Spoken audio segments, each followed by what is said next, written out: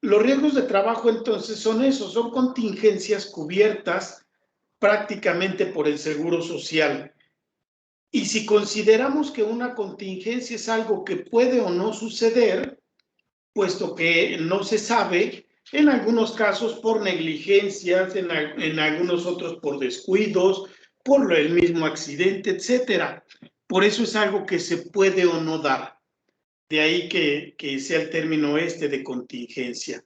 Y se tienen esos dos tipos de contingencias o de riesgos de trabajo. Uno que son accidentes laborales, y el otro que son enfermedades laborales también.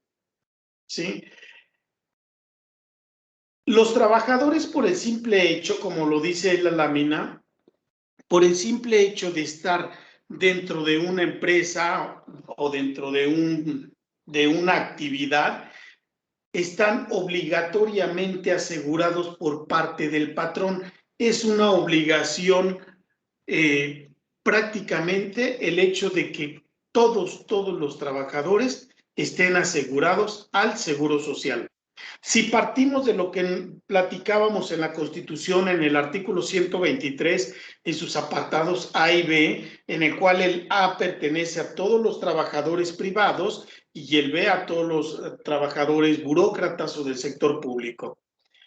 Si hacemos esta comparativa, entonces todos los que están en el 123A entrarían aquí en el Seguro Social y 123B en el ISSSTE, en el ISEMIM, etcétera. Es decir, en todas estas instancias de gobierno que aseguran a sus trabajadores, a los trabajadores burócratas.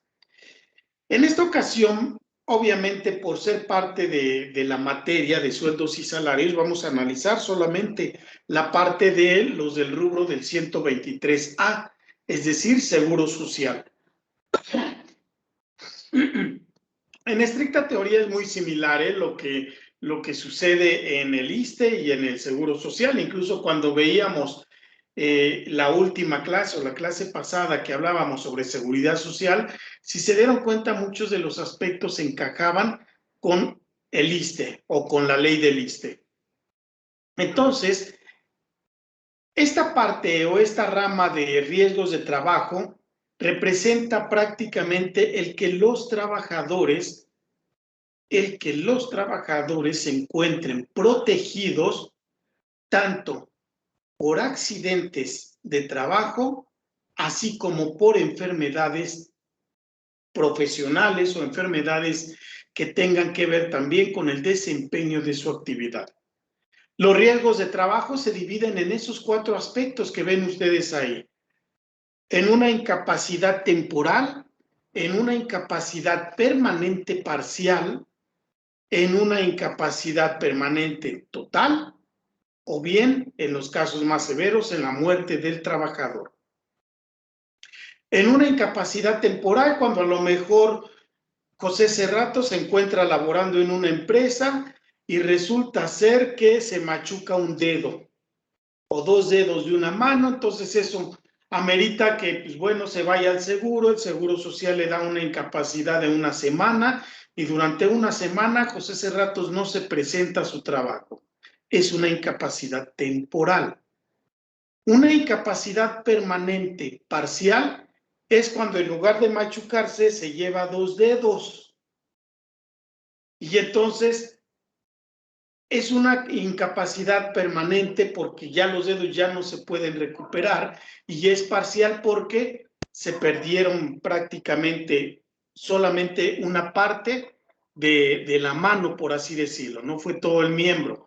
Cuando se pierde todo un brazo o un ojo o los 2 ojos, ya estamos hablando de una incapacidad permanente total, es decir, cuando el daño que sufre es más severo, pero sin llegar a la muerte.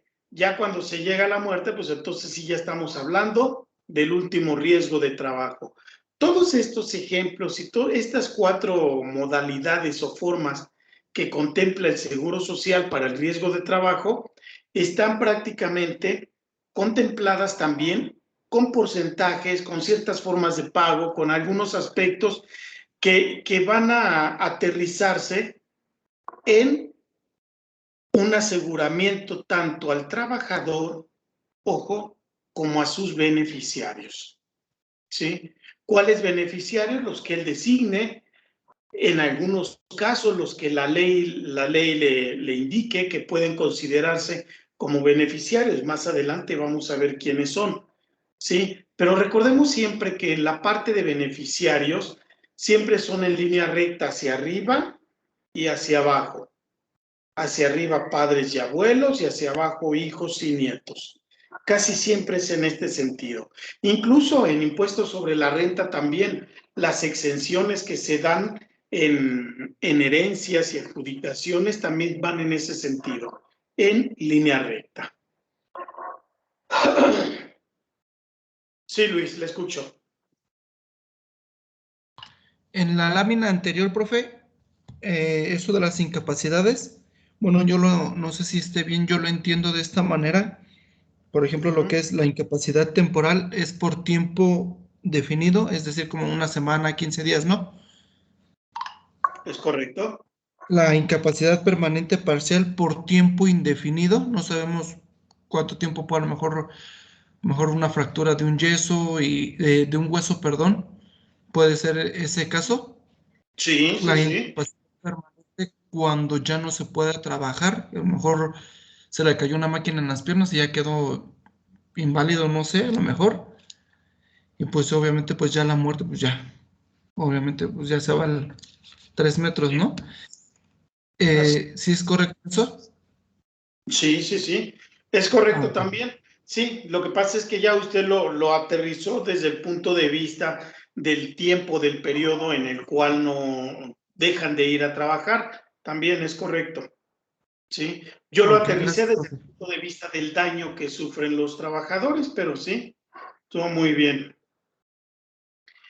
En el caso entonces de accidente de trabajo, de conformidad con los artículos 474 que ven ustedes ahí de la Ley Federal del Trabajo y 42 de la Ley del Seguro Social, afirma que los accidentes de trabajo son toda lesión orgánica, perturbación funcional inmediata o posterior, o la muerte producida repentinamente en ejercicio con motivo del trabajo, cualquiera que sea el lugar y el tiempo en que dicho trabajo se preste, que es complemento de esto que usted comentaba ahorita, Luis. ¿Sí? También se considera accidente de trabajo aquel que se produce cuando, lo que les comentaba al inicio de la clase, cuando el trabajador se traslada de su casa al trabajo y del trabajo a su casa. ¿Sí? ¿Cuáles son los supuestos que no son considerados accidentes de trabajo? Pues bueno, ahí los están viendo. Cuando el trabajador se encuentra en estado etílico o en estado de embriaguez. Si el accidente ocurre cuando el trabajador está bajo la acción de algún psicotrópico, narcótico, perdón, o droga enervante. Si el trabajador se ocasiona intencionalmente una incapacidad o lesión, o si esta es por motivo de alguna riña. Es decir, cuando son causas ajenas prácticamente al patrón, no se van a considerar accidentes de trabajo.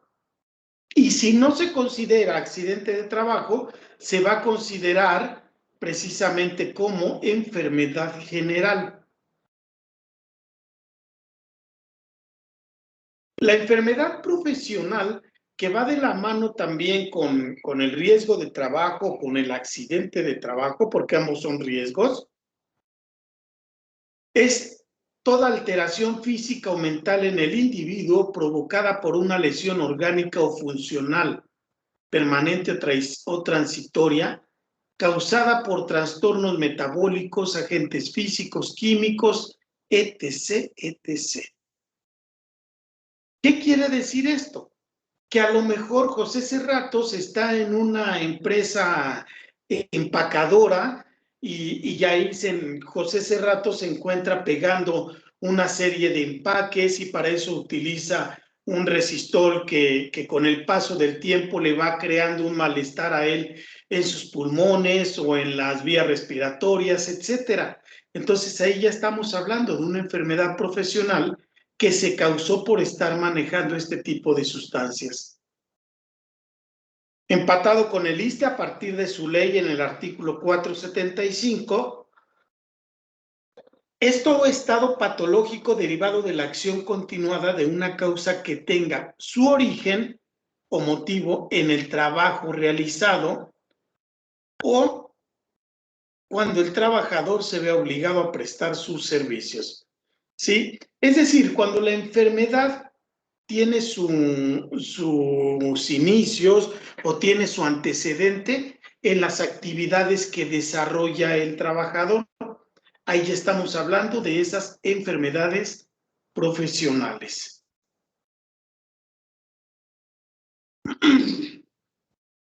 ¿Quiénes son sujetos de aseguramiento? Bueno, pues son todos los trabajadores que a través de una relación laboral están ligados tanto temporal o permanentemente a otra, es decir, al patrón, independientemente de la personalidad jurídica, de su naturaleza económica, de su forma de constitución, etcétera. Es decir, por el simple hecho de que haya un patrón y un trabajador, en ese momento el patrón está obligado a asegurar al trabajador. ¿Sí? Por lo anterior, entonces, el patrón se convierte en acreedor, no del trabajador, sino directamente del Seguro Social. Porque si un trabajador, si un patrón, ojo, si un patrón no asegura a sus trabajadores, les van a fincar algo que se llama, esto que tienen ustedes ahí, capitales constitutivos. ¿Sí? Y el capital constitutivo, como dice ahí el texto, es un crédito fiscal fincado unilateralmente por el IMSS, es decir, solamente el IMSS es quien estará determinando estos capitales constitutivos y solamente él es quien tiene esa facultad para determinar los conceptos que van a ser integrantes de este capital constitutivo. Y dentro de ellos se encuentran todos esos conceptos que ven ustedes ahí. Asistencia médica, hospitalización, medicamentos y material de curación, subsidios, indemnizaciones, intervenciones y todavía, por si nos faltaba algo, el 5% de gastos de administración. Ejemplo. Resulta ser que José Cerratos entra a laborar a la compañía XSA y su patrón pues no lo da de alta. Le dice, bueno, a ver, pues ya vas a entrar a trabajar hoy, pero ¿qué crees? Que no hay sistema. Te doy de alta mañana en el Seguro Social, pero acuérdame, es más, antes de que entres a tu lugar de trabajo, vienes aquí a personal y aquí te damos el alta, porque pues hoy no hay sistema y tenemos mucho trabajo y demás, pero no te preocupes, mañana quedas dado de alta. Y resulta ser que en el inter del día, José Cerratos tiene un accidente de trabajo o una enfermedad profesional. Y resulta ser entonces que José Cerratos no estaba asegurado. A él lo iban a asegurar hasta el día de mañana, pero justamente el accidente se da el día de hoy. El patrón tendrá que pagarle no a José Cerratos, sino al Seguro Social, un capital constitutivo. ¿Y cómo está integrado ese capital constitutivo? Bueno, pues por todos esos conceptos.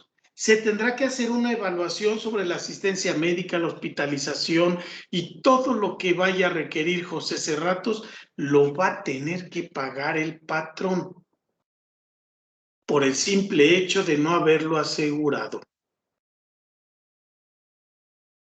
Incluso, fíjense, hay una recomendación por parte de la gente de recursos humanos que dice que si ya vamos a contratar a una persona, si ya estamos seguros que esa persona es el candidato ideal, al momento en el que lleve sus documentos, que generalmente es un día antes de que se presente a trabajar, en ese momento se le dé de alta.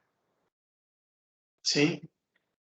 Para que entonces sí el trabajador, el día 1, el primer día que él vaya a trabajar, desde que él salga de su casa ya está asegurado.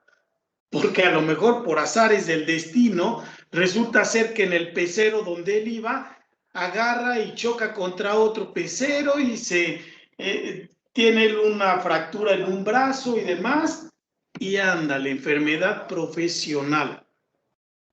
Si el trabajador estaba asegurado, pues bueno, qué bueno, ¿no? Porque pues, se libró el patrón de pagar este capital constitutivo. Pero si el patrón le dijo, no, ya mañana que traigas todos tus documentos te doy de alta, ándale. Tendrá que pagar ese capital constitutivo que tiene que incluir, repito, todos estos aspectos. Entonces, si se dan cuenta, son cantidades un poquito fuertes al momento en el que se da una situación de este tipo, un percance o un riesgo de trabajo precisamente. Profesor, Sí. ahí, por ejemplo, cuando no están, bueno, a mí me pasó con mi hija, no estaba asegurada, la trataron y todo, y me cobraron. Y al día siguiente ya la di de alta. Supuestamente hacen la devolución de lo gastado, ¿no? El Sí. seguro. Lo que debe de hacerse, sí, se hace una devolución, pero le cobran al patrón. Pero si lo cobran vía capital constitutivo. Es decir, a lo mejor si usted se gastó, no sé, 10,000 pesos, el patrón termina pagando como 4 o 5 veces ese importe. Sí, porque lo que usted pagó fue solamente asistencia médica. A lo mejor si el daño fue un poco más severo, a lo mejor hospitalización, medicamentos y material de curación. Pero indemnizaciones globales no pagó gastos de administración. Y yo no sé si hubo aparatos de prótesis ni los subsidios, es decir, otra serie de conceptos adicionales, Yadira. Sí, que eso hace que precisamente el capital constitutivo se incremente. Okay. Sí, por eso es muy importante siempre lo que recomienda la gente de recursos humanos, que a los trabajadores los aseguremos un día antes. ¿Sí? Y que incluso se le ponga, porque vamos, el hecho de que yo patrón, vaya a contratar a Angélica el día de hoy, 2 de agosto, y que le diga a Angélica, bueno, ok, ya tráeme todos tus papeles y entras mañana a trabajar. Te cito o necesito que estés aquí hoy a las 5 de la tarde. Y entonces va Angélica, entrega sus papeles y todo, y yo le digo, bueno, pues fuiste la candidata ideal, entras a partir de mañana y te presentas con fulanito de tal, que él va a ser tu jefe ya directo. Y entonces Angélica agarra y se va. Desde ese momento en que Angélica se va, es importante que se asegure. Y entonces yo la voy a dar de alta en el sistema porque hoy ya todo es por medio de internet, a través de la firma electrónica, no la firma electrónica del SAT. Hay una firma electrónica especial para efectos del IMSS. Entonces la doy de alta, pero le pongo que el alta va a surtir efectos a partir de mañana, 3 de agosto. ¿Sí? Y entonces no importa, yo meto mi alta el día de hoy, le pongo 3 de agosto, y entonces si mañana Angélica sale de su trabajo a la oficina, o perdón, de su casa al trabajo o a la oficina, y justo en ese momento sucede algún percance, ya no hay problema, porque Angélica ya está asegurada. ¿Sí? Es decir, ya el Seguro Social correrá con todos los gastos y todo lo que amerite esta cuestión. El problema es que si Angélica no está asegurada y la quiero asegurar al día siguiente y se da esta situación, entonces ahí sí tendrá que pagar el patrón estos capitales constitutivos. Hay un aspecto también muy especial que se refiere prácticamente a la incapacidad laboral. ¿Sí?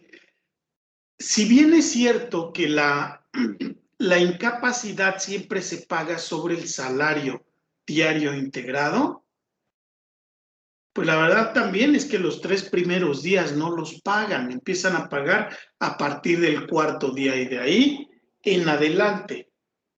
Y yo no pudiera pensar, bueno, pues entonces me va a pagar más el seguro de lo que me pagaba el patrón. Así es. En estricta teoría así debe de ser, porque el patrón paga sobre un sueldo nominal. Yo contrato a Yadira con un sueldo de 30,000 pesos, su sueldo diario es de 1,000 pesos. Pero al determinarle su salario diario integrado, pues a lo mejor le queda en 1,050 pesos. Si el día de mañana pasado Yadira tiene una enfermedad profesional o un accidente de trabajo, yo, Seguro Social, la voy a pensionar con los 1,050 pesos. Es decir, con el sueldo con el que se dio de alta en el Seguro Social. O sea, profe, que si, por ejemplo, yo Sí. entré con un sueldo, con ese me van a, y si ahorita ya me aumentaron ese, ¿ya no se respeta? ¿Es con el que entré? No, es con el que esté vigente. Con el vigente. Cada vez que hay un incremento, Yadira, le tienen que hacer una modificación de salario para efectos de Seguro Social. Sí. Entonces, obviamente esto va cambiando. Entonces, a usted, si se da una cuestión de incapacidad laboral, siempre le van a pagar con el sueldo diario integrado vigente, ¿sí? Por eso hay que tener mucho cuidado de que nos estén actualizando de manera constante ese sueldo diario integrado. Las prestaciones, entonces, se van a otorgar en función de la consecuencia que el mismo riesgo de trabajo genere, es decir, dependiendo del efecto que se haya dado con motivo de esta incapacidad, ya sea temporal o permanente, o de esta enfermedad incluso profesional. Y entonces, en este sentido, la incapacidad laboral es la falta de facultades o aptitudes para desarrollar la actividad laboral. Y entre estas tenemos estas 3 que ven ustedes ahí: incapacidad temporal, cuando la incapacidad se da solamente de manera parcial, que era parte de lo que comentaba usted, Luis, hace un momento. La incapacidad permanente parcial, de conformidad con el 479 de la Ley Federal del Trabajo, y la permanente total, de acuerdo al 480 también de la Ley Federal del Trabajo. Estos 3 tipos de incapacidades son las que van a reforzar en un momento dado toda la estructura de prestaciones por medio de la incapacidad laboral. ¿Ok? El caso más severo, pues bueno, ya lo veíamos hace un momento, es la muerte, es la cesación de la vida del trabajador a consecuencia, ojo, a consecuencia de un riesgo de trabajo. Es decir, que durante el tiempo que yo estuve trabajando, me expuse mucho a estos gases que les comentaba en el ejemplo, y entonces eso se fue acumulando en mi organismo. Llegó el momento en el que José Cerratos, ¡pum!, cayó como vil cucaracha, y entonces esto le propició prácticamente la muerte. Aquí hay que ver esos 2 aspectos que ven ustedes en pantalla, de que los beneficiarios van a recibir por parte del Seguro Social un subsidio único de gastos de funeral y una pensión por viudez. ¿Ok? El subsidio único por gastos de funeral, y que ese incluso muy pocas personas lo saben, porque nunca lo tramitan y nunca... Miren que al final de cuentas, si no se tramita, no pasa nada. Al momento en el que le devuelvan a los familiares o a los beneficiarios del patrón, pues ahí le van a regresar eso. Porque lo único que hacen es tomar de lo que yo tengo de mi cuenta de Afore y dármelo para que justo en ese momento yo pueda pagar los gastos de funeral.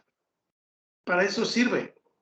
Y la pensión por viudez, una pensión que se otorga a la viuda o concubina, o viudo también hoy en día, o concubino, que corresponde al 40% de lo que le hubiera correspondido al trabajador fallecido, y siempre que exista esta incapacidad permanente total. ¿Ok? Entonces, esto tiene que ver prácticamente con eso, con la muerte.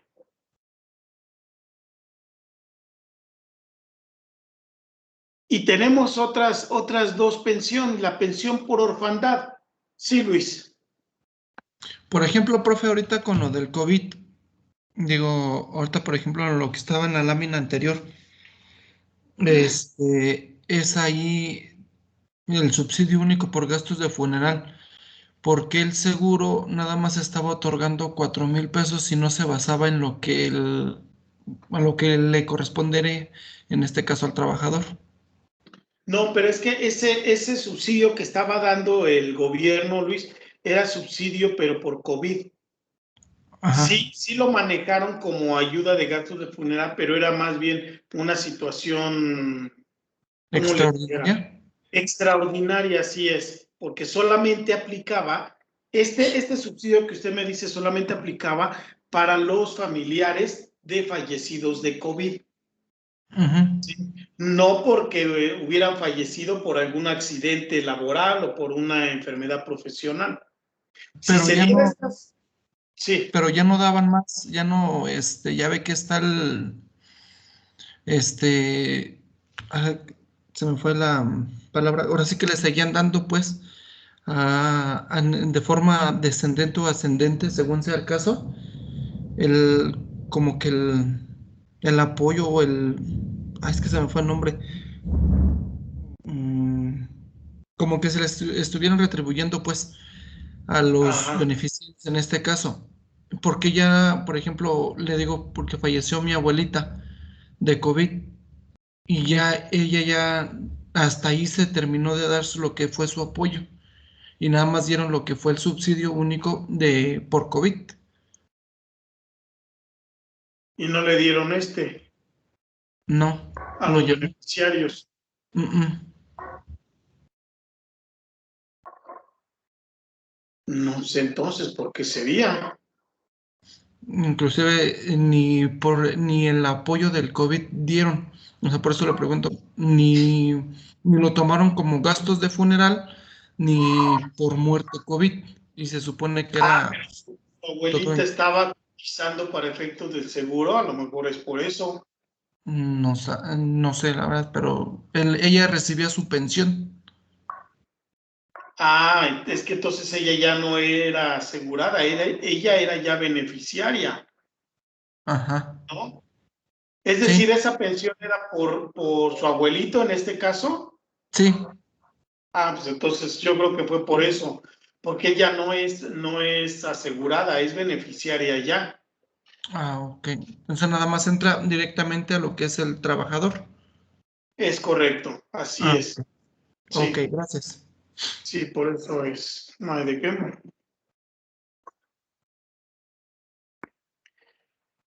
La pensión por orfandad, esta se otorga, ojo, a los hijos del trabajador o trabajadora hasta la edad de 16 años, o bien a los 25 en caso de que no estudien en planteles del sistema educativo nacional. ¿Ok? El monto de la pensión por orfandad simple es del 20% que le hubiera correspondido al trabajador fallecido en caso de incapacidad permanente total, y para doble orfandad será del 30%. Y la pensión a ascendentes es una cantidad igual al 20% de la pensión que le hubiera correspondido al asegurado cuando se trata de los aspectos de incapacidad permanente pero total. ¿Sí? Y lo mismo en el aguinaldo, nada más que el aguinaldo recordemos que son 15 días los que están exentos en el caso de exención de ingresos o de ingresos exentos, y aquí también son 15 días el importe de la pensión que se reciba. ¿Sí? Eso es lo que hace distinto uno de otro.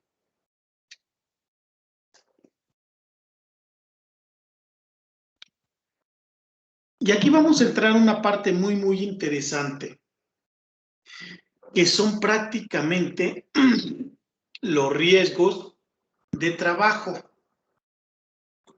¿Sí? Y ojo, porque aquí aplica mucho esta cuestión de, pues prácticamente de ver cuánto se le va a pagar. Primero, cuánto va a pagar el patrón y ya después, con base en ello, cuánto es lo que se le va a pagar al trabajador, dependiendo de si fue una incapacidad permanente, total, parcial, etcétera. ¿Sí?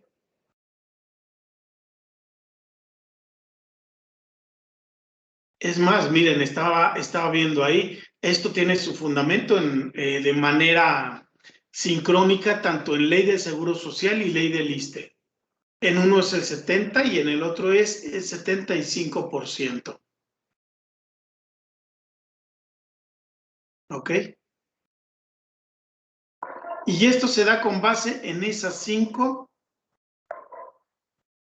clases o esos 5 porcentajes, si quieren verlo así, que el Seguro Social determina al momento de poder verificar qué riesgo de trabajo tienen los patrones. Ejemplo, si yo soy una empresa que se dedica que es un laboratorio, ¿sí? Entonces, pues ahorita está con alto grado de riesgo. A este laboratorio seguramente le darán una clase 5, es decir, su riesgo de trabajo de 7 puntos y fracción. Pero si yo soy una compañía que me dedico a prestar servicios administrativos, pues a lo mejor la clase del 0.54. Es decir, la clase que se le asigna a un patrón va en función de las actividades que desarrolla. Y entonces, con base en ello, resulta ser que a lo mejor vamos a tener una clase 1 con una serie de actividades que realmente no representan mucho riesgo y una clase 5 donde sí lo hay. Y miren que una de las actividades que tienen más riesgo es precisamente el de la clase 5, y que corresponde pues a las constructoras, a las empresas estas de anuncios espectaculares, los mismos laboratorios y demás que les comentaba hace un momento.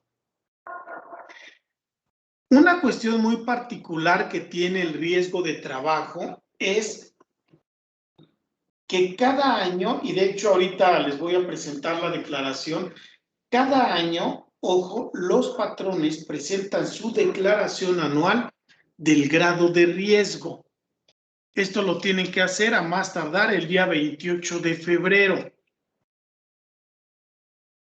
¿Sí? Y este día 28 de febrero ya se va a modificar esa prima de grado de riesgo, porque a lo mejor a mí cuando me di de alta, o a lo mejor me doy de alta el día de hoy, 2 de agosto, y voy a ser una empresa constructora, y me asignan la clase 5 con una tasa de porcentaje de 7.58875.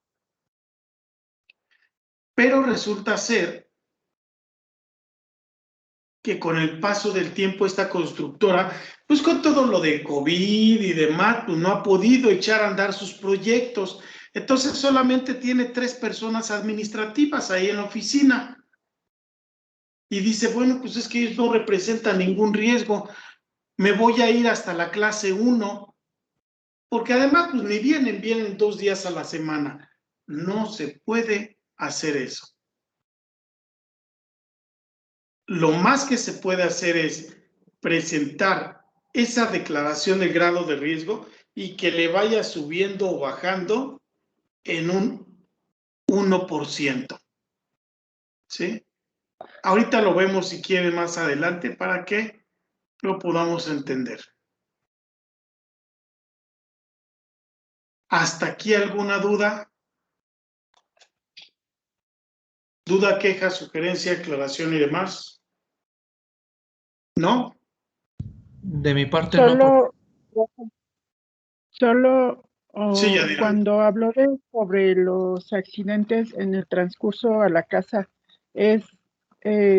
hay, digamos que tiempo, ¿qué tiempo es o es el tiempo cuando llenamos las solicitudes, cuando nos preguntan cuánto te haces a tu casa al trabajo, ¿no? ¿Es dependiendo eso o hay una hora, horas? Va a depender el tiempo, como bien dice usted, porque vamos, hay personas que pueden vivir a 15 minutos de su casa al trabajo y resulta ser que pasó con media familia a visitarlos y en ese inter fue cuando le sucedió el accidente. Ahí sí no aplicaría. Por eso hay una serie de dictámenes. El Seguro Social lleva a cabo dictámenes para poder definir si se trata de una enfermedad profesional o una enfermedad general. Si se trata de una enfermedad general, Yadira, y para todos, no tiene ninguna modificación estos porcentajes que les puse aquí, estos. Pero si se trata de una enfermedad profesional o un accidente de trabajo, ahí sí. Si a lo mejor yo cuando empecé el negocio, como era un negocio de, digamos, de servicios profesionales, me dieron la clase 1. Pero si 1 o 2 trabajadores se accidentaron, voy a subir directamente hasta la clase 2 o la clase 3. ¿Sí? Entonces, para eso se dan estas cuestiones de los accidentes de trabajo, para poder determinar el riesgo que corren los trabajadores y sobre todo lo más importante, que realmente se encuentren protegidos.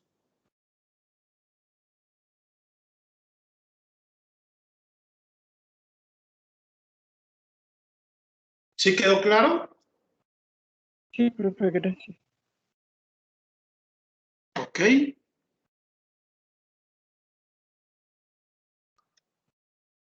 Dejo de compartir y les voy a, bueno, dejo de compartir estas.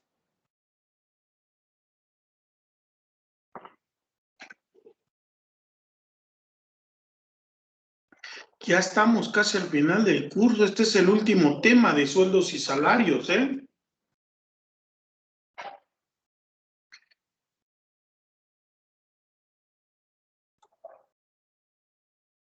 Déjenme ver si aquí están los documentos que les iba a enseñar.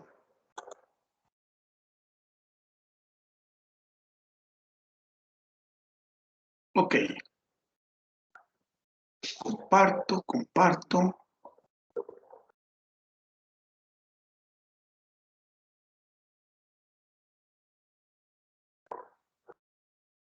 Hay en pantalla un documento que se llama precisamente Opinión del cumplimiento de obligaciones en materia de seguridad social.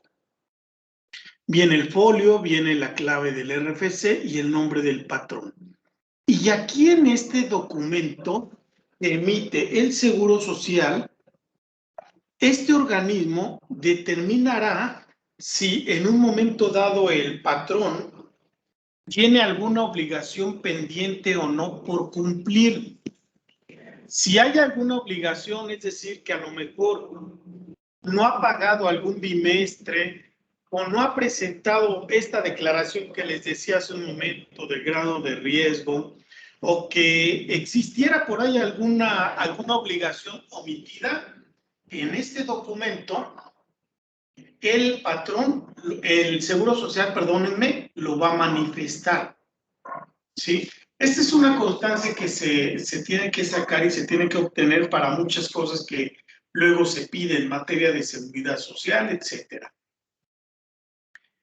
Y aquí me dice, esta empresa se encuentra al corriente con las obligaciones del pago de aportaciones de seguridad social, toda vez que no se registran créditos fiscales firmes a su cargo, es decir, que no hay liquidaciones del seguro social ni vigentes ni atrasadas, es decir, que todo está pagado. Por lo anterior se emite una opinión positiva. ¿Ya vieron? Entonces, esta empresa tiene esa calificación positiva, es una empresa que está al 100% con todo lo que tiene que ver en materia de seguridad social. Y tiene su vigencia, porque no crean que esta es eterna. Esto se practica o esta solicitud este documento se solicitó el 26 de julio y tiene vigencia un mes nada más. ¿Sí? Y me dice todavía, usted tiene registrados 7 trabajadores activos ante el IMSS. Y para que no haya falsificación ni nada, ahí está. La cadena digital, el sello digital, la secuencia notarial y el código QR. ¿Sí? Entonces, esta opinión que manifiesta la autoridad es la que va a determinar si un patrón está bien o está mal en materia de cumplimiento de obligaciones sobre la seguridad social. ¿Ok?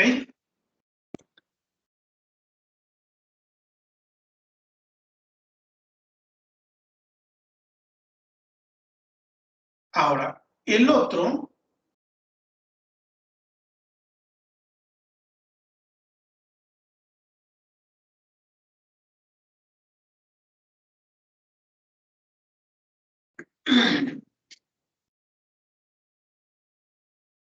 este documento es el acuse de recibo de la declaración del grado de riesgo. Un grado de riesgo que, repito, se tiene que presentar a más tardar 28 de febrero de cada año. En esta ocasión, este patrón la ingresó el día 24 de febrero. Estuvo bien, estuvo en tiempo y forma. Aquí vienen los datos del registro patronal, la delegación y subdelegación que le corresponde y todos los demás datos. La actividad económica, ojo, la actividad económica es muy importante, ¿sí? La clase, la fracción, el representante legal y luego viene la parte para determinar la prima del riesgo de trabajo. Fíjense nada más todo lo que conlleva esta situación.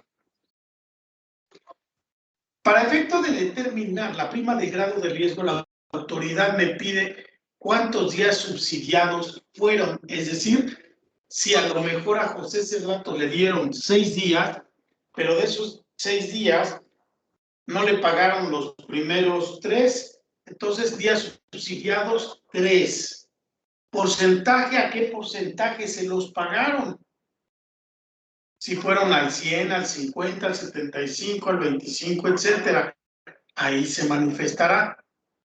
Defunciones, ¿cuántas defunciones tuvo el patrón? Ojo, porque esto es de un año atrás. Es decir, esta prima que se va a determinar o que se está determinando, repito, más tardar 28 de febrero, va a empezar a surtir efectos al siguiente mes, es decir, el 1 de marzo, y de ahí hasta el mes de febrero, ¿sí? O bueno, sí, hasta el 28 de febrero. Les iba a decir 31 de enero, pero no, más bien es también al 28 de febrero. Por eso es que cada año, cuando se presenta esta declaración, hay que cambiar la prima del grado de riesgo. Y entonces en ese año, el patrón tiene que decir cuántas defunciones tuvo. ¿Cuántos trabajadores están en promedio? Y aquí tenemos en este caso en particular 7.5. Años de vida, años promedio de vida, esto generalmente lo da el sistema, y el factor de la prima también. Esta empresa o este patrón tenía la prima mínima del riesgo de trabajo, que era el 0.50000. ¿Ok?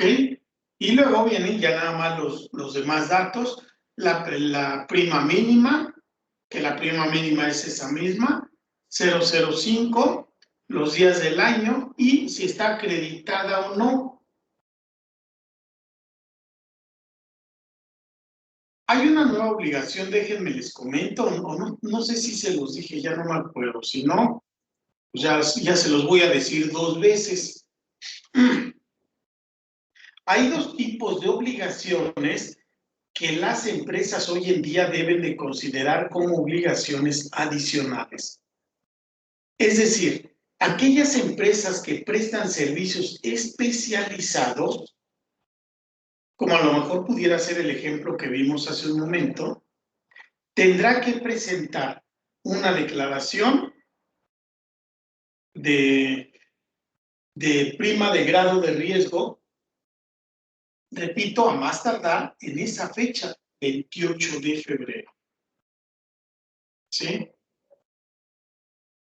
Hay que tener mucho cuidado porque como son declaraciones de tipo anual, pues muchas veces se nos puede escapar y se nos puede ir.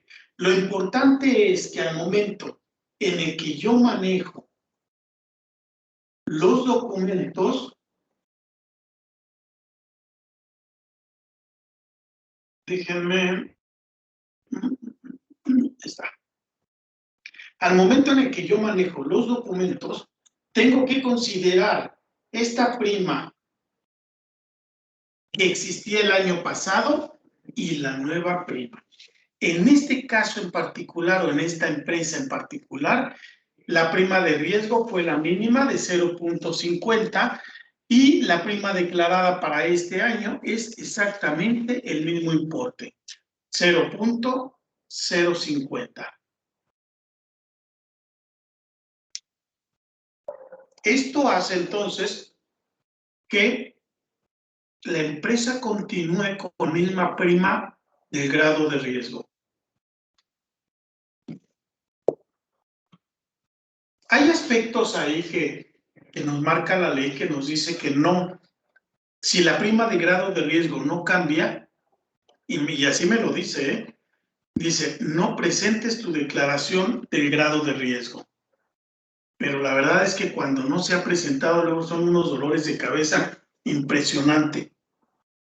Porque ya empiezan a pedirlo, ya empiezan a fincar responsabilidades, no entienden que no se cambió el índice, como en este caso, que no hubo ninguna variación ni nada, pero no. Ellos siempre van a determinar una nueva prima que incluso puede ser mayor que estos montos. ¿Ok? Esta declaración es la que les comento que se tiene que estar presentando de manera periódica o de manera anualizada, pues, si quieren verlo así. ¿Alguna duda, queja, sugerencia, aclaración y demás? Yo, profe, bueno. Sí, adelante, Angélica, y luego ya dirá. ¿Esa declaración se hace ante el IMSS? ¿O cómo? ¿O en el SAT? Sí, no, es ante el Seguro Social. Es con la firma electrónica que les decía hace un momento, pero del SAT, del Seguro Social, no la del SAT. Es decir, el representante legal tendrá que tener una firma, una fiel o una firma electrónica para el SAT y otra para el Seguro Social, y lo mismo las empresas. ¿Sí? Sí, gracias. Pero esto hoy en día ya se hace, Angélica, de manera virtual, ¿eh? Ya desde la computadora baja uno el software, porque es un software, y con eso empieza uno a llenar los datos. Lo importante aquí de esta declaración, Angélica, Déjenme se la proyecto otra vez.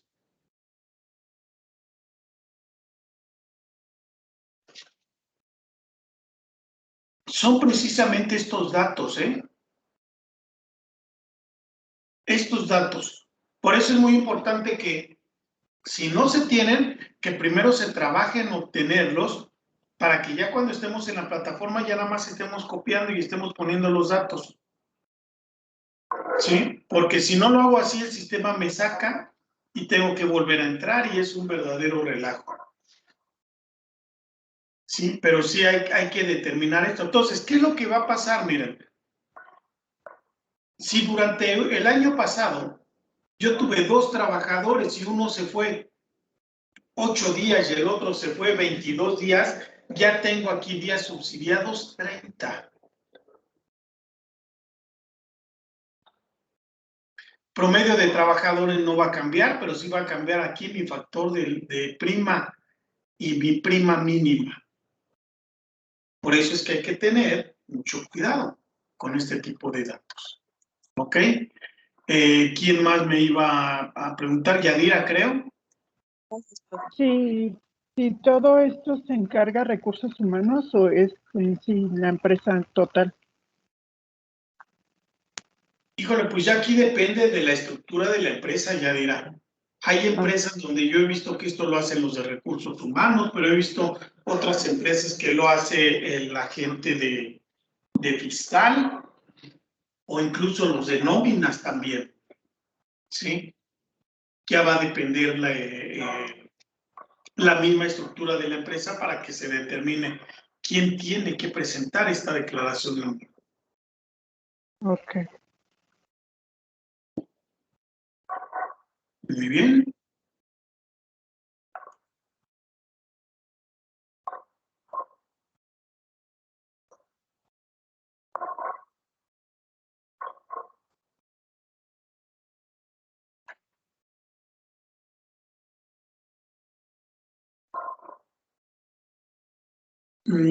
Seguimos con actividad empresarial. No. A ver, vamos a ir viendo y vamos a ir precisando ya. Déjenme ver si prendo la cámara. Vamos a ir precisando ya las fechas de los entregables de una vez. Y aprovechando ahorita que se está grabando la clase. Porque en sí temas ya con este que estamos agotando de riesgos de trabajo, ya nada más nos queda uno solo, que es actividad empresarial y servicios profesionales. Esta actividad es un poquito compleja, pero la intención es ver nada más los aspectos más generales y no tratar de aterrizarlo, porque cuando hablamos, miren, cuando hablamos de actividades empresariales y servicios profesionales, estamos juntando 2 regímenes. Hoy en día estos 2 regímenes están juntos, están bajo una misma modalidad, cuando antes, durante mucho tiempo, estuvieron prácticamente separados. Y entonces habían personas que prestaban, como yo, por ejemplo, servicios profesionales. Y por otro lado estaban personas a lo mejor como Luis, voy a ponerlo de ejemplo, y que Luis tenía una tienda y tenía una papelería. Es decir, él vendía al público en general y algunas empresas y demás. Es decir, él comercializaba productos y yo vendía servicios. Eran aspectos totalmente distintos.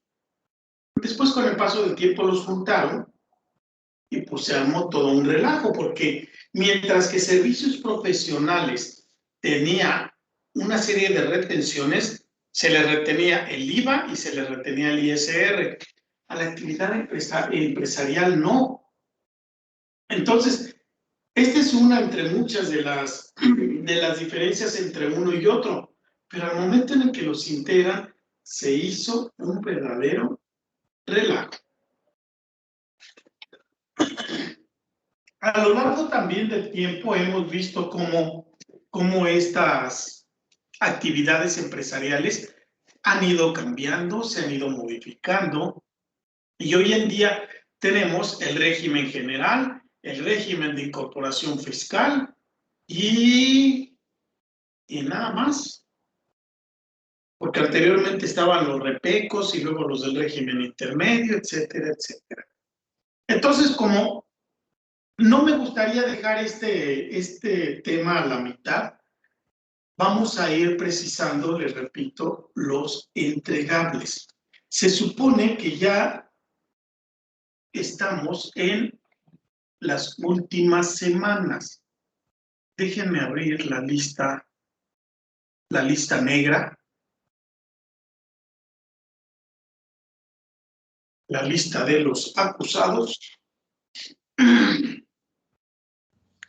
¿Cómo así, profe? Aquí puro aplicado. Sí, ¿verdad? Pero más bien sí, la lista de los aplicados.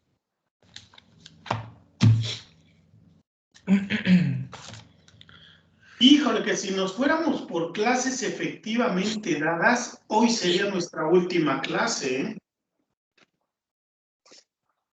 Miren, se los voy a proyectar.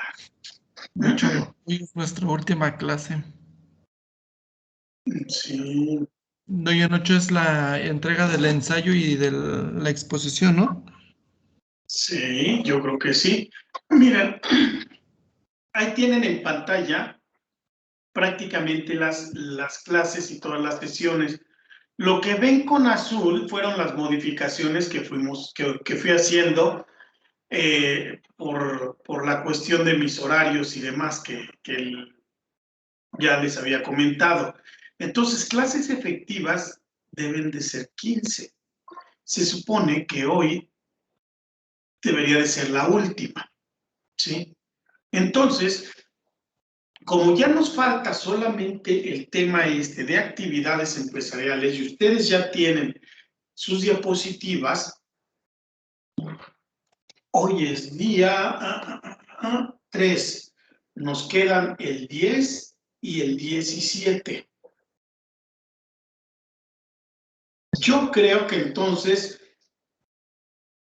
el cuestionario y el ensayo, por favor, a más tardar el próximo martes 10.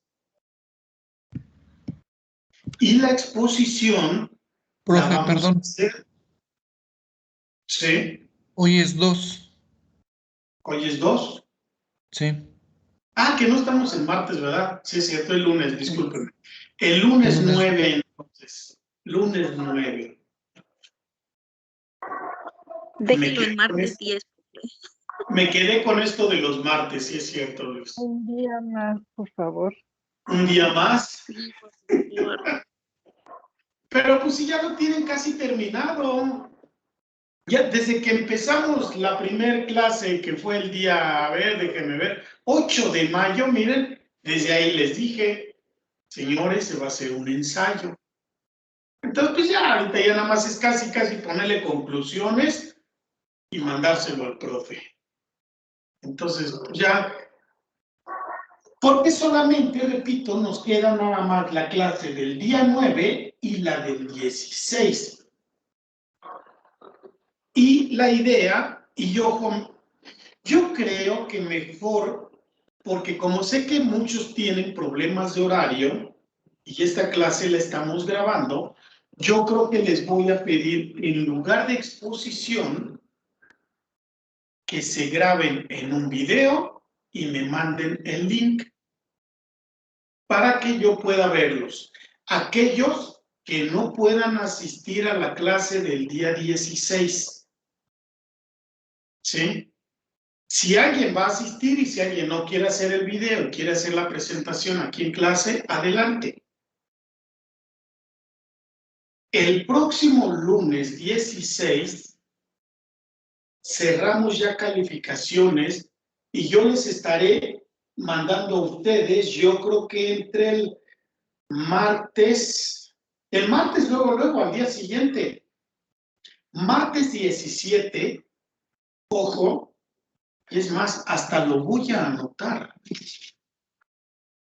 Martes, bueno, es más, entonces, el lunes 9,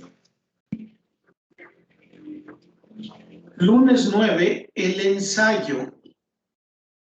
Y se supone que ya deben de estar completas todas sus noticias. Lunes 9, el ensayo. Y doy el último tema, que es actividad empresarial y profesional. El lunes 16, ya debo yo de tener todos los videos o las exposiciones sobre, recuerden, el video es sobre los puntos más relevantes de sus ensayos. ¿Sí? Entonces, lunes 16 es video o presentación ya de todo el curso. Bueno, el video es sobre el ensayo, porque el martes 17 al día siguiente envío calificaciones. Voy a hacer la misma dinámica, ojo, que hice, es más, déjenme quito esto. Voy a hacer la misma dinámica que hice la vez pasada, es decir, les voy a mandar por anticipado la integración de sus, ahora sí van a hacer sus dos calificaciones, la primera ya la saben, pero se las voy a poner ahí, la primera, la segunda y su calificación final, que es el promedio de las dos calificaciones. Incluso el lunes 16 voy a hacer el cuestionario de Kahoot. Recuerden que este cuestionario puede dar puntos adicionales, ¿sí? Este cuestionario que voy a aplicar va a ser con base en los dos cuestionarios que ya vimos, ¿sí? Por los dos que ya les dejé. Entonces, el lunes 9 reviso también con ustedes el cuestionario 2. Revisión de cuestionario número 2, para que todos tengamos las mismas respuestas y les sirva de guía a ustedes para que estudien, lo analicen y el lunes 16 hagamos esta cuestión de Kahoot. ¿Ok? Entonces, repito, yo envío calificaciones martes 17 y entre el 18 y 19, entre miércoles y jueves, voy a esperar sus respuestas, porque yo paso calificaciones el viernes 20. ¿Sí?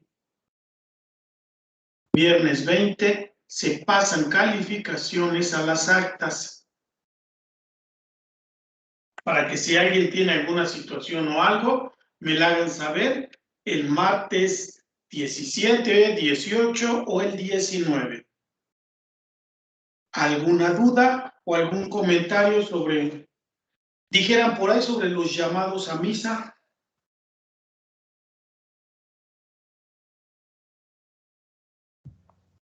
¿No? Hasta ahorita no, profe, de mi parte.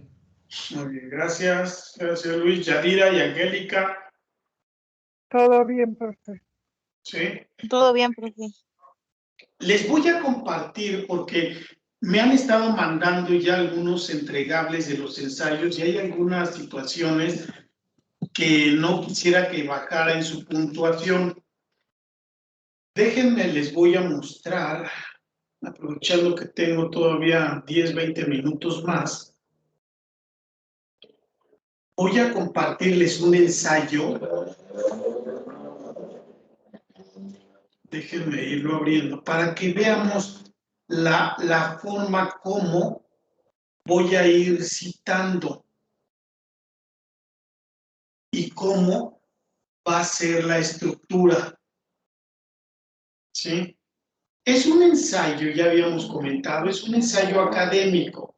Si partimos del concepto de que un ensayo es una postura de pensamiento ante algún tema en específico, bueno, pues entonces, en ese sentido, tendremos que hacer el documento, nada más que si tiene que llevar ciertos aspectos de forma y de fondo.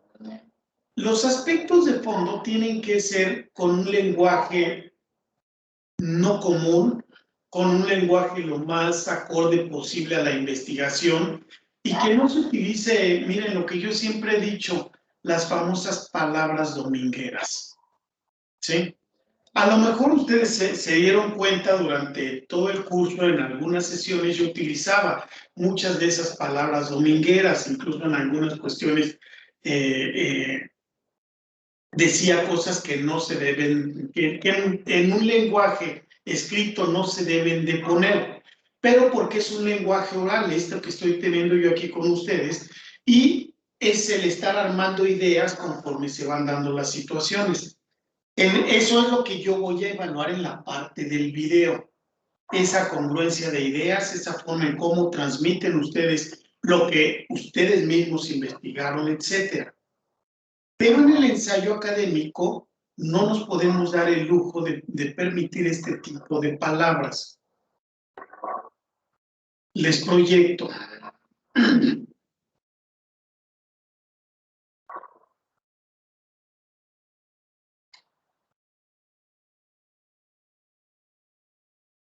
Tienen ustedes aquí un ensayo o un documento en donde viene ya una serie en primer lugar, el índice, obviamente, con todo lo que trae consigo, que en el caso de ustedes pues no va a ser tan extenso, es algo más pequeño, más sencillo.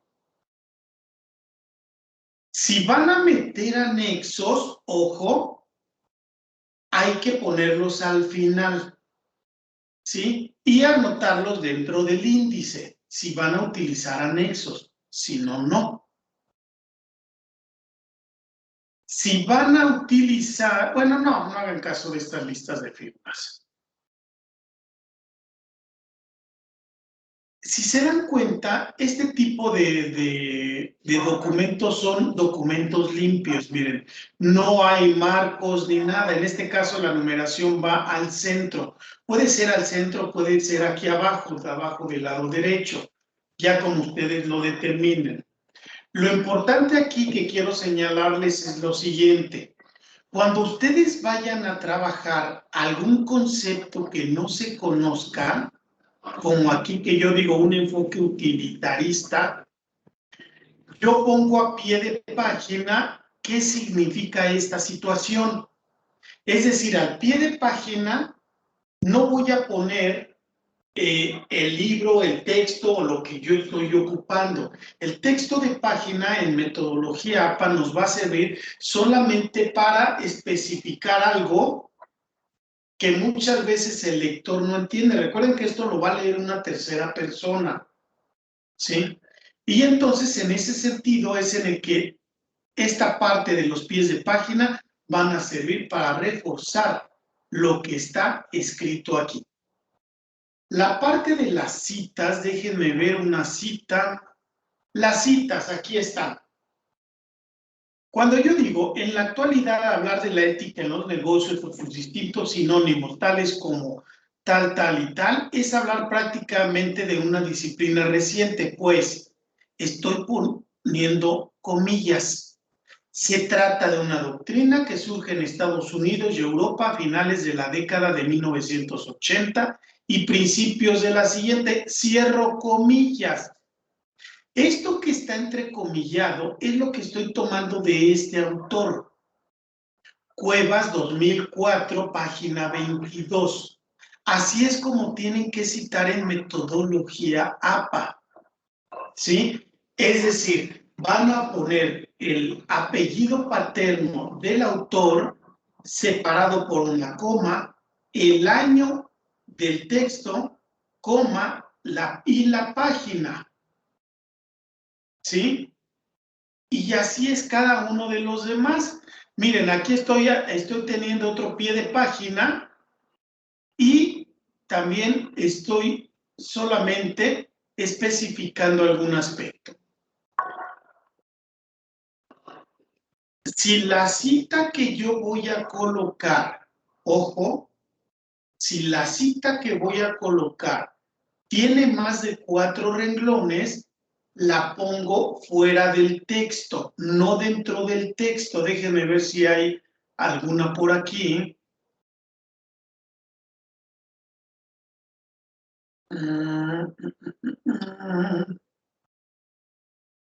Creo que ni tengo para acabarla de anular.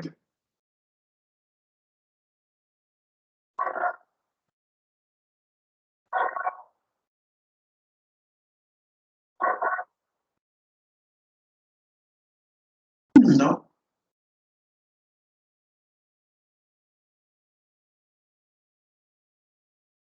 No, todas son citas pequeñas.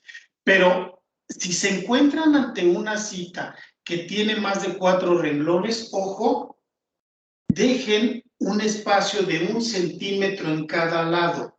1 centímetro del lado derecho y 1 centímetro del lado izquierdo, para que se note que es una cita. ¿Sí? Eso se recomienda hacer, repito, cuando la cita es de más de 4 renglones. Si la cita es de menos de 4 renglones, se utilizan estas comillas. Miren, aquí tengo yo otra, al ataque global a los negocios y a sus prácticas. Y utilizo que es el texto que estoy poniendo. Estas palabritas que estoy poniendo, el mundo de los negocios, y lo estoy tomando de este autor. ¿Sí? Y así me voy en cada uno de ellos. Al momento de asentar esto en la bibliografía, aquí está, miren, aquí están las citas de más de 4 renglones o las citas grandes. Si se dieron cuenta, aquí dejé un espacio de 1 centímetro del lado derecho, otro del lado izquierdo, y el tamaño disminuyó. ¿Ya se dieron cuenta? Es un tamaño menos que el normal, que que estoy teniendo aquí arriba. APA me dice que ya sea que sean 4 renglones o más de 40 palabras, para que yo pueda asentar la cita aquí o de este tipo. ¿Sí? En este caso, como son varias, por eso es que se pusieron así. Ahora les iba a mostrar la bibliografía.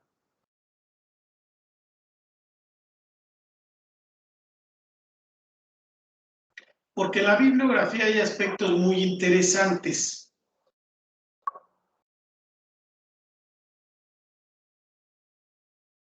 Aquí está. Miren, la bibliografía tiene que ser de entrada en orden alfabético, ¿sí? Y tienen que hacerla bajo esta estructura. Primero el apellido paterno se separa de una coma y luego la primer letra de su nombre, el año del texto, el nombre del texto en letra cursiva y luego cuando se hizo recuperado el día 23 de julio de 2020 aquí van a poner ustedes el link con hipervínculo, de modo tal que cuando alguien lee un documento electrónico, en automático, ya se fijaron, me puede llevar a esa cita o me puede llevar a esa página. Esta es la estructura bajo la cual tienen que hacer su bibliografía. ¿Sí? Para que tengan mucho cuidado, porque este es el tipo de aspectos que más me he encontrado en algunos adelantos que ya me han mandado.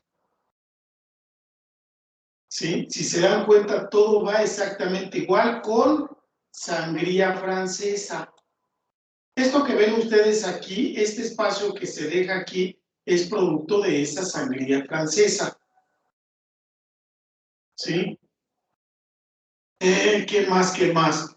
Los cuadros o imágenes, si van a meter algún cuadro o alguna imagen, tienen que enumerarlos. Déjenme ver si hay alguno por aquí.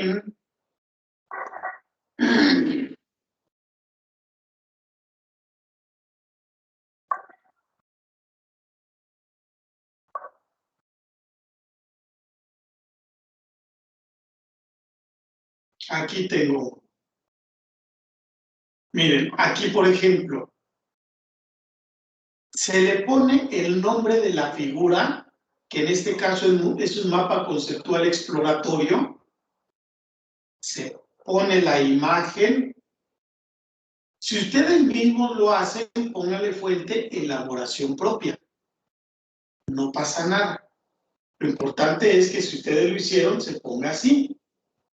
Pero, si esto lo copian de algún autor, esto también fue elaboración propia. Aquí está. Este que es arriba el nombre. Primero, la figura 4.1, yo lo hice así por el número de capítulo que es. Ustedes pueden ponerle figura 1, figura 2, figura 3, o imagen 1, imagen 2, etcétera. El nombre, ponen la figura y luego aquí ponen la fuente. En lugar de ponerle elaboración propia, ponen el link completo con este famoso hipervínculo. ¿Sí? De modo tal que si yo abro este hipervínculo me va a llevar a esta imagen que tengo yo aquí. ¿Sí? Son los aspectos más generales que he estado viendo en el manejo de sus ensayos. Entonces, traten de irlos viendo así. No sé si hay alguna duda en cuanto a esto, antes de cerrarlo. ¿Dudas, quejas, sugerencias? No. ¿No? Creo que vamos a tener que hacer todo otra vez, profe. ¿Por qué? Es que yo la bibliografía la estaba poniendo abajo, como, vamos a llamarlo como pie de página de conforme va el texto, y no hasta el Ah, último, como ok. usted. No, Luis, si ya lo hizo así, así déjelo, pero les voy a mostrar entonces cómo se cita, así como me dice usted. Miren, para usted y para todos, hay dos formas en ciencias sociales.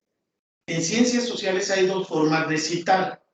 APA, que es esta que les estoy diciendo, y que yo les pedía que fueran APA porque realmente APA es la metodología más comercial, por así decirlo, y es la metodología que más se utiliza en el campo de la investigación. Pero está la otra metodología que es ISO 690 o sistema Harvard, que seguramente a lo mejor esa fue la que usted utilizó. Esta metodología, Luis, para usted y para todos, nos indica entonces que yo voy a ponerle, digo, si alguien ya lo hizo así, entréguemelo, nada más que sí tiene también sus asegúnes, Luis. Déjeme encontrar un conector, es más, fue al principio casi. Aquí. Si yo pongo aquí, por ejemplo, el número 5, existe como fin en sí mismo, yo tengo que ponerle aquí en el número 5 el nombre del texto, pero estructurado como se lo puse hace un momento. El apellido paterno, el nombre del texto y las páginas utilizadas. Aquí sí se ponen las páginas utilizadas. ¿Sí? Es decir, esta cita pequeña que yo puse aquí se pone, pero más larga, porque ya te pone el nombre del texto, la editorial, el país, etcétera. Y si yo vuelvo a repetir esta misma cita, ya voy a utilizar el famoso IDEM, IBID, OPSID y todo eso. No sé si eso lo está utilizando, Luis.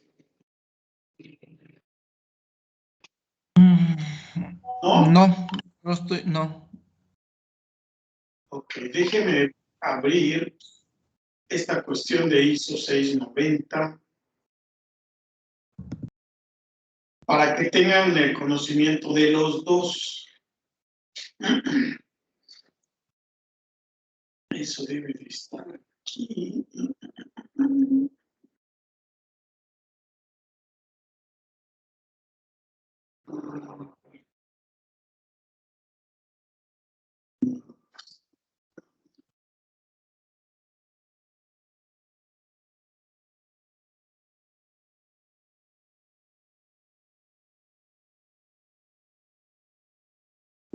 Aquí está. ISO 690. Ok. Ya se abrió ya. Ah, pues estoy compartiendo página, ¿verdad? Ahí lo ven. ISO 690 era el que le decía, ¿sí? Déjeme resumírselos o déjeme ponerle lo más importante.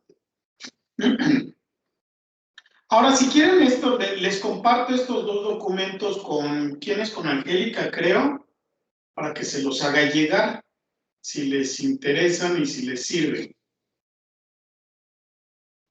Sí, por favor, profe. Sí, para guiarnos un poco. Sí. ¿Dónde hay ejemplos más concretos?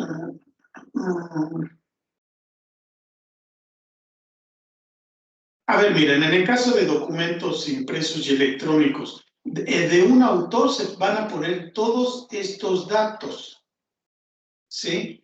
Esto es cuando se está consultando un libro electrónico. ¿Cómo sabemos que es un libro electrónico? Por estas iniciales, ISBN, ¿sí? Que incluso,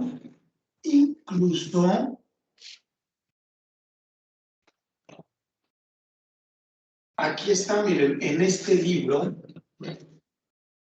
déjenme bajo tantito esto y les presento el libro.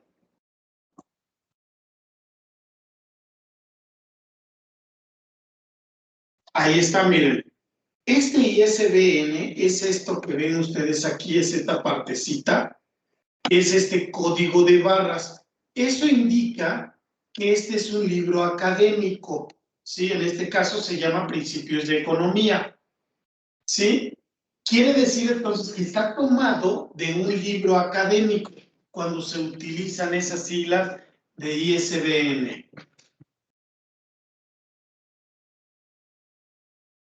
Ok, continúo entonces.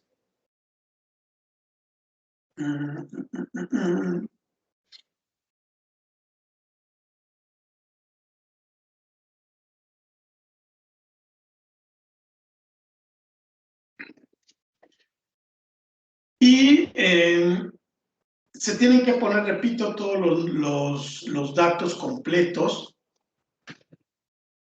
¿Dónde está esto que les decía de IDEM, IBIT y demás?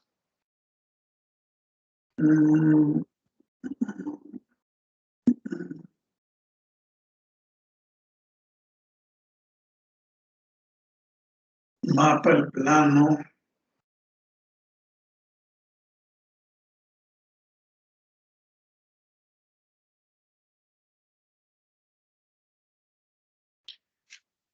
Incluso aquí está para la parte de la bibliografía, ¿eh? Aquí viene cómo se debe de citar bajo este sistema, que también es un poquito similar a como lo veíamos hace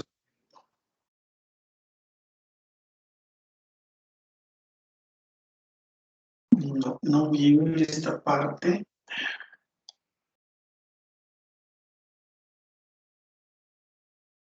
No vienen las citas, nada más vienen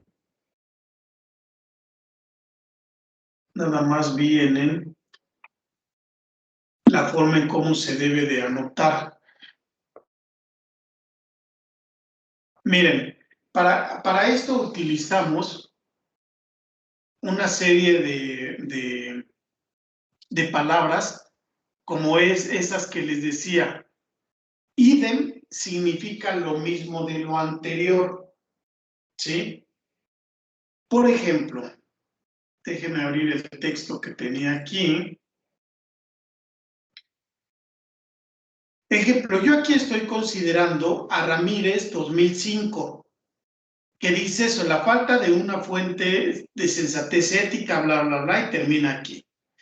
Yo pongo mi conector aquí y aquí abajo le pongo Ramírez José, 2005, no sé, el Seguro Social y la Ética, Editorial Trillas, página 25. Y ya lo puse aquí, en Ramírez. Si aquí vuelvo a hacer otra cita de Ramírez, le pongo el siguiente conector y ya no vuelvo a poner otra vez lo mismo. Ya pongo yo idem, porque idem significa lo mismo de lo anterior. ¿Sí? Es para ir limpiando eso y que no salga tan repetitivo el que yo utilice la bibliografía de, en este caso, de Ramírez, que era el que les estaba poniendo. Si yo utilizo a Ramírez y luego pongo a Semplum y Solina, y luego en la siguiente hoja vuelvo a utilizar a Ramírez, voy a poner OPSIP. Pongo Ramírez, OPSIP, O-P-C-I-T. Y eso quiere decir que es obra citada, la obra citada de Ramírez. Sí, por eso no se los quería explicar, Luis, porque tiene todas estas cuestiones que hay que respetar mucho cuando se maneja esta parte de ISO 690. Por eso siempre ha sido más fácil la parte de APA. Sin embargo, hay gente que maneja muy bien esta cuestión. Si alguien de ustedes ya lo sabe manejar, adelante. No hay ninguna situación. ¿Sí? Lo importante de todo esto es nada más, ojo, que se cite de manera adecuada, de manera correcta, y que se le dé el peso al autor de lo que están consultando, es decir, que no lo hagan como propio. Yo tengo algunos programas, ya Luis ya sabe, algunos programas para detectar precisamente el plagio. Sí, entonces evítenme la pena de que me encuentre por ahí con algún documento plagiado. Obviamente no voy a meter todos al sistema, pero pues a lo mejor serán de manera aleatoria. Entonces, miren, no importa que me pongan 20, 30, 50 citas. Lo importante es que ustedes vayan compaginando esas citas con lo que ustedes mismos van reflexionando. ¿Sí? En ese sentido es en el que tiene que ir este ensayo. Un ensayo que, repito, pues se inició casi desde que empezamos el cuatrimestre. Entonces, pues ya a estas alturas ya debe de estar ya nada más para darle un clic y mandárselo al profesor Cervantes. ¿Sí? ¿No, Luis?